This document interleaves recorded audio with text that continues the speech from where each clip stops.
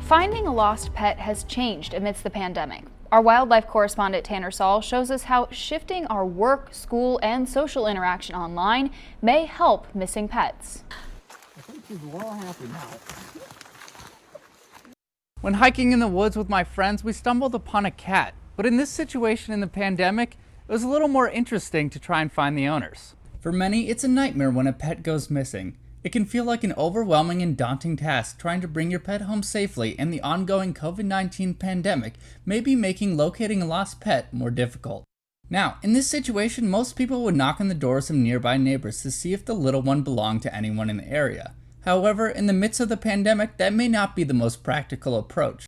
Sierra Lennox is the shelter manager at the Humane Society, and she helped me understand how the pandemic affects missing pets. Make as much of our operating and adoption process virtual as possible and contactless. On a Facebook post regarding the cat, we found that there were just under 30 comments, and it was shared a total of 27 times. People are leaning more on virtual tools that reuniting process is much easier on the community and pet owners. Since more people are working from home, the lost pets may actually go through less stress. Maybe if anything, there are more people in the community that are willing to hold the dog, say like, I'm going to search for the animal on my own because I'm working at home and I can monitor the animal. And that's always great because then the animal doesn't have to be in this environment, which is more stressful as much as we try to make it not that way. Sierra emphasizes to reach out with any needs.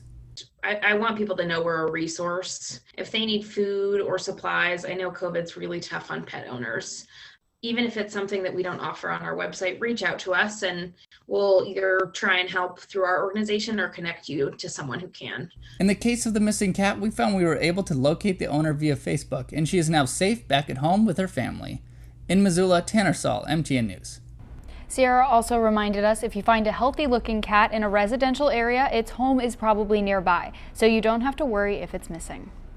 Good to know right there. You know what's funny? We ran this story like this morning, and I'm not even kidding. Yesterday, Mary Lou, my daughter, she just loves animals. We literally went on a walk looking for lost animals. Like, that was the main purpose of her walk. She's like, let's go see if we can find some lost animals. I was like, all right. She's like, and if they don't have an owner, we'll just keep them. So she was angling to keep all of them, but we were literally looking for lost animals yesterday.